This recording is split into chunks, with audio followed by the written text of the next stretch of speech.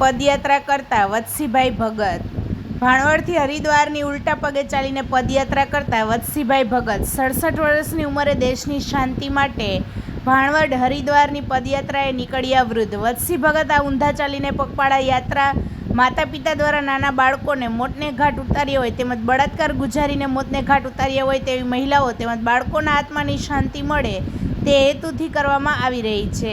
વધુમાં વત્સી ભગત દ્વારા યાત્રા પૂર્ણ કરવામાં 1 થી 1.5 માસ જેટલો સમય લાગશે તેમ જણાવવામાં આવ્યું હતું અને વત્સી ભગતની આ યાત્રા રાષ્ટ્રહિત માટે હોવાનું પણ તેમણે જણાવ્યું હતું।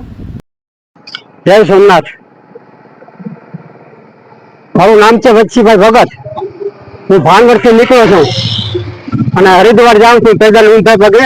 મારી કોઈ માનતા કે નથી પણ પ્રેમથી આવા મેં કિસ્સા જોયા। હું વિડીયો મારામાં દયા બહુ છે। કોઈ વિડીયા જોતો તો નાના છોકરાને કોઈ પોપોદર મારી નાખ્યો, કોઈ દૂધ બીટી મારી નાખ્યું, એટલે મને એનો અફસોસ થાય છે। એના આત્માને શાંતિ મળે એના માટે હરિદ્વાર ઊંધા પગે જાઉં છું, એના આત્માને શાંતિ માટે, બાકી મારા માટે નથી જતો। આપણા દેશનું ભલું થાય એ જ મારી પ્રાર્થના છે। કેટલા દિવસનો પ્રોગ્રામ છે? હવે ભાઈ હું છે ઊંધે પગે છે એટલે પહેલી વખત જયારે ગયો ત્યારે ભગતભાઈ મહિનો થયો તો ને આજે ફરે હું છે ઊંધા પગે છે એટલે આપણે જરીક હલવું લાગશે એટલે મહિના ઉપરનો આશરો રાખ્યો મેં।